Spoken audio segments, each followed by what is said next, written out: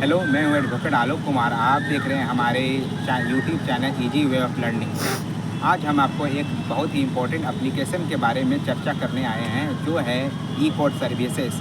इसमें आप सभी प्रकार के केस की डिटेल आसानी से घर बैठे कहीं भी देख सकते हैं। तो चलिए बढ़ते हैं एप्लीकेशन की ओर।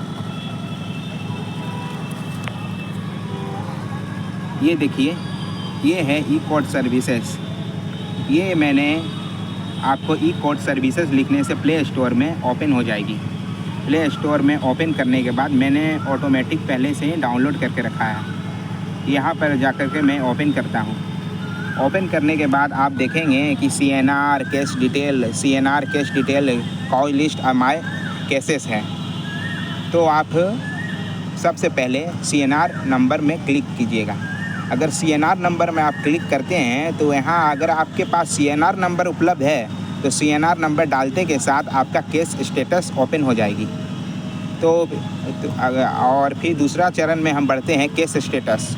अगर केस स्टेटस में आप सेलेक्ट करते हैं, अगर आप मान लीजिए झारखंड है, क्या कर्नाटका, केरला कहीं भी हैं, सपोज मान लीजिए मैंने सेलेक्ट किया झारखंड सेलेक्ट करने के बाद यहाँ पर बहुत सारे ऑप्शन दिए हुए हैं, धनबाद, दुमका, गढ़वा, गिरिडीह। अगर मैं धनबाद यहाँ पर सेलेक्ट करता हूँ, धनबाद सेलेक्ट करने के बाद केस नंबर पे मैं जाता हूँ। केस नंबर जाने के बाद ये जो है सबसे पहले फर्स्ट ऑप्शन है डिस्ट्रिक्ट कोर्ट 28, ये सेलेक्ट मैं कर देता हूँ। और फिर केस टाइप मान लीजिए आपका जो केस टाइप है वो केस टाइप यहाँ पर सेलेक्ट करने के बाद यहाँ पर आपका केस नंबर डालना होता है। केस नंबर डालने के बाद यहाँ पर केस ईयर, जो कि जब केस आपका फाइलिंग हुआ है, उसके बाद आप यहाँ जाकर गो डाल करके सर्च मार सकते हैं। फिर मैं बैक जाता हूँ और दूसरा बारे में चर्चा है फाइलिंग नंबर। ये फाइलिंग नंबर जो होता है, फाइलिंग नंबर यहाँ भी सेम प्रोसेस है। डिस्ट्रिक्ट कोर्ट 28 बिल्डिंग यहाँ पे आप सेलेक्ट कर लीजिएगा। सेलेक्ट करने के बाद यहाँ फाइलिंग नंबर डालना होता है। अगर आपके पास फाइलिंग नंबर उपलब्ध है तो यहाँ पे डाल करके ईयर डाल करके आप वो नाव करके सर्च मार सकते हैं। इसमें आपको घर बैठे कहीं से भी केस डिटेल मिल जाएगी। फिर उसके बाद अगर आपके पास फाइलिंग नंबर भी नहीं है तो आप एडवोकेट के नंबर से, अगर यहाँ पे देखिए सेम है, एडवोकेट के नाम से सर्च मार सकते हैं।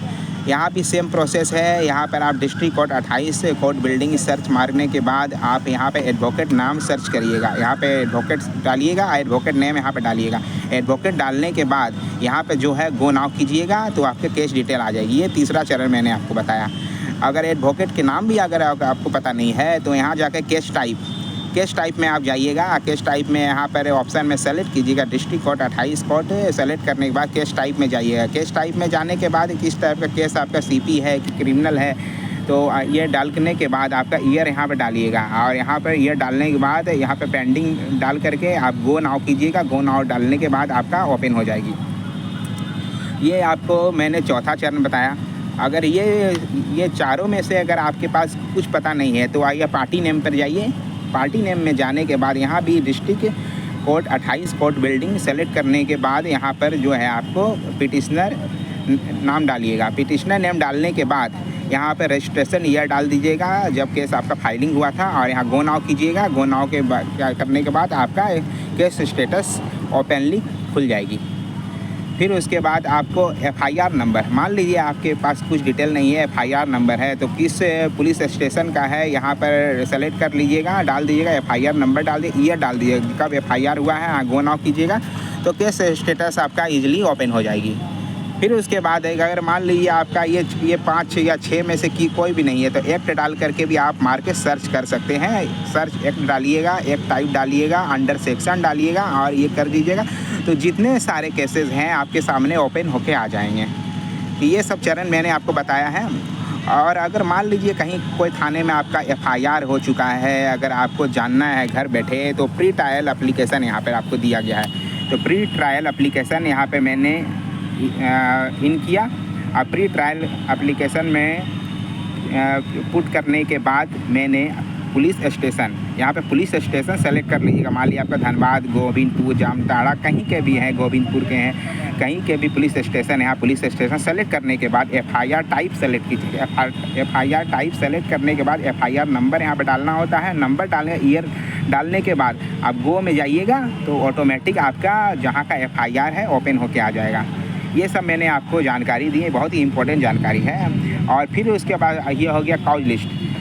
जो काउज लिस्ट होता है, जो मतलब डे बाय डे जो कोर्ट में जो डिसीजन होती है उसको कोर्ट में देखने के लिए बहुत सारे सिटीजन या क्लाइंट या एडवोकेट जाते हैं। अभी मान लीजिए गर्मी के दिनों चल रही है, जाने में बहुत दिक्कत हो रही है, अगर तो घर बैठे ही यहाँ पर कोर्ट का नाम सेलेक्ट करके यहाँ पर देख रहे हैं, यहाँ पे सत्यभामा कुमारी है, मिसेज अंजिला जॉन है, सिविल जज है, ये सब आप देख रहे हैं। अगर जो जिस कोर्ट में आपका केस है इसमें जा कर के क्लिक करके और यहाँ काउज लिस्ट डेट डालिएगा तो यहाँ पर आज के डेट में जो भी केस है, जितना भी है, सिविल है, क्रिमिनल है, ओपन होके आ जाएंगे।